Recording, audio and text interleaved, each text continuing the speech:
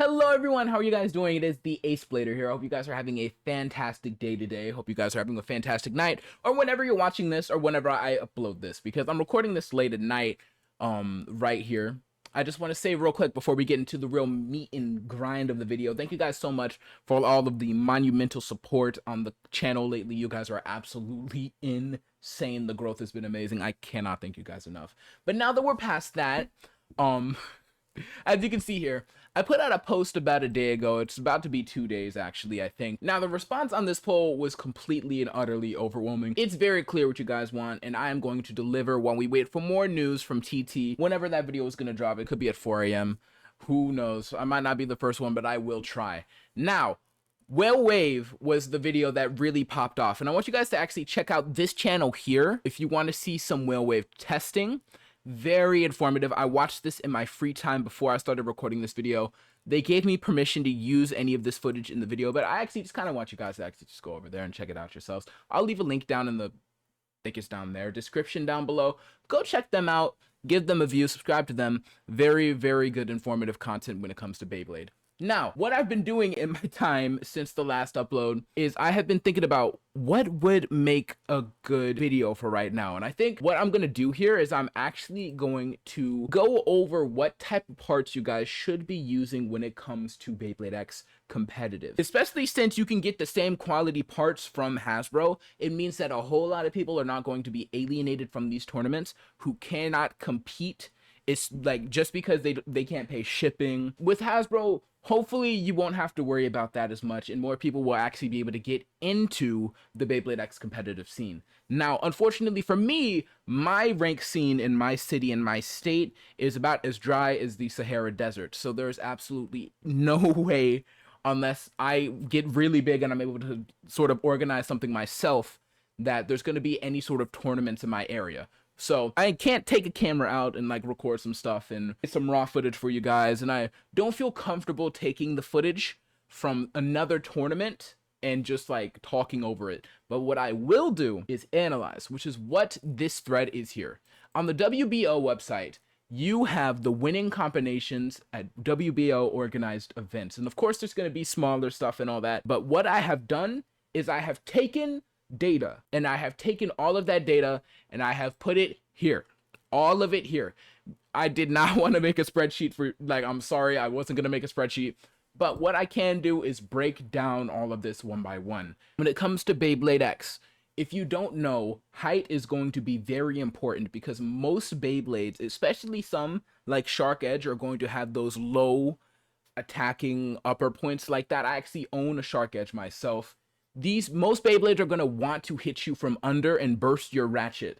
So height is going to be incredibly important. If you look through a lot of these, a lot of Beybladers are going to be using the 60 ratchet. You will very rarely run into an 80 height Beyblade. And you can see the difference here. I mean, 42 to 6. When it comes to ratchet height, 42 is a very obvious number. And again, I want to clarify that this isn't like 42 individual Beyblade or Beybladers. These are 42 individual Beyblades, as in a 3-on-3 situation, 42 Beyblades out of, what is this, like 50?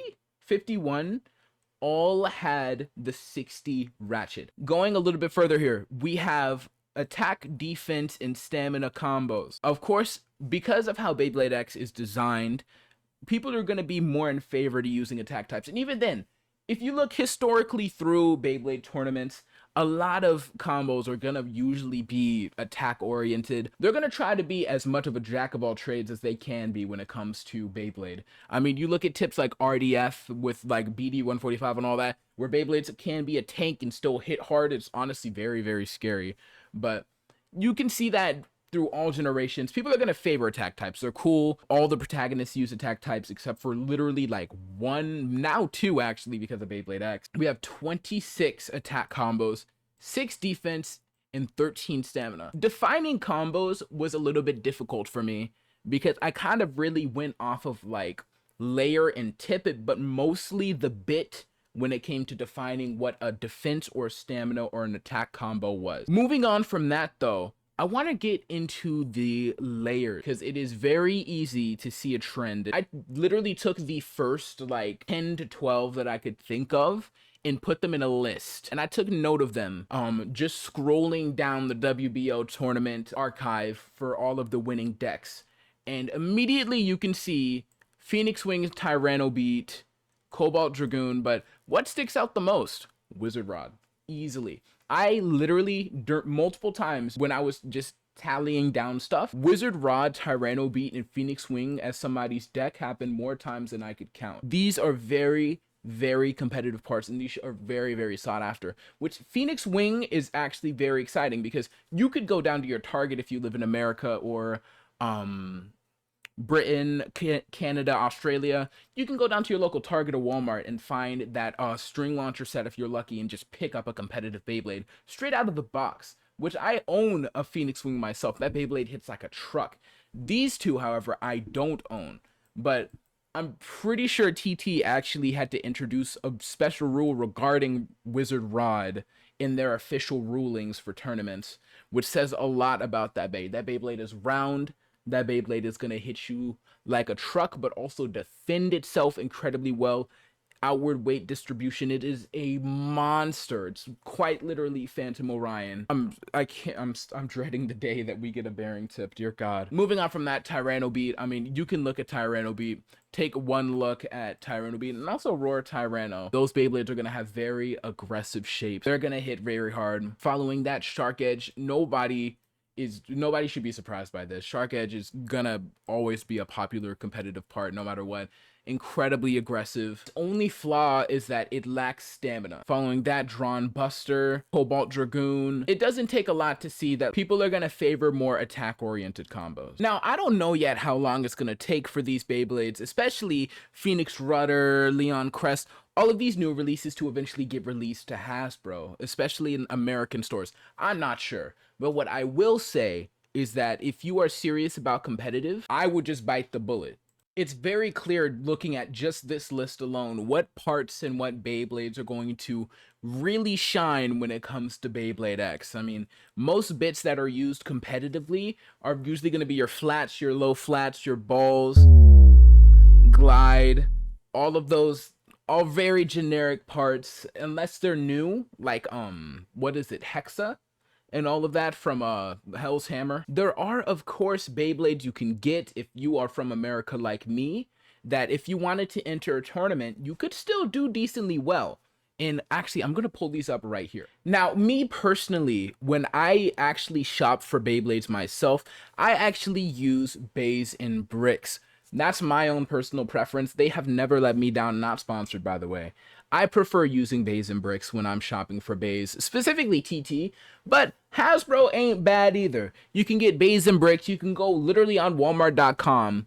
And if I had to recommend any Beyblades for anyone to use immediately, if you were to pick a Beyblade and you had to have it tomorrow and you could magically transport these Beyblades, Phoenix Wing immediately, Keel Shark, Hell Scythe. With these three Beyblades alone, I feel like you could absolutely dominate in a competitive sense. And if you needed extra parts, take Wizard Arrow, take the ball bit here, put it on Hell Scythe, and you will be set. You don't have any reason to worry with a basic Hell Scythe stamina / defensive combo in two absolute powerhouses when it comes to Beyblade attack power in your arsenal. And of course, while they do have their TT bays,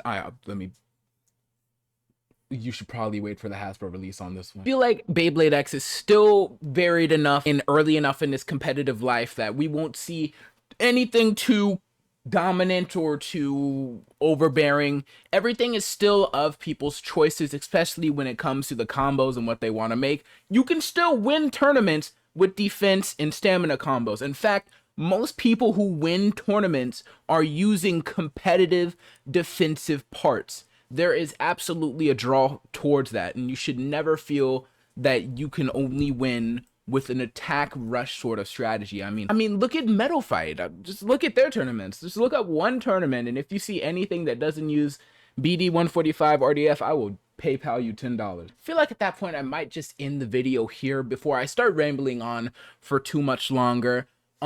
Beyblade competitive does intrigue me. I'm going to do some more research in between the next video and now, so I can have this be more flowy and I can have more definitive releases and all types of stuff for you to look at, more footage, more background, everything. If you enjoyed the video, please hit the like button, subscribe button. It helps out a ton, helps the channel, helps me, and hopefully TT will release news soon so I can get something up for you guys. But until then, I will see you all later. BEYBLADE signing out.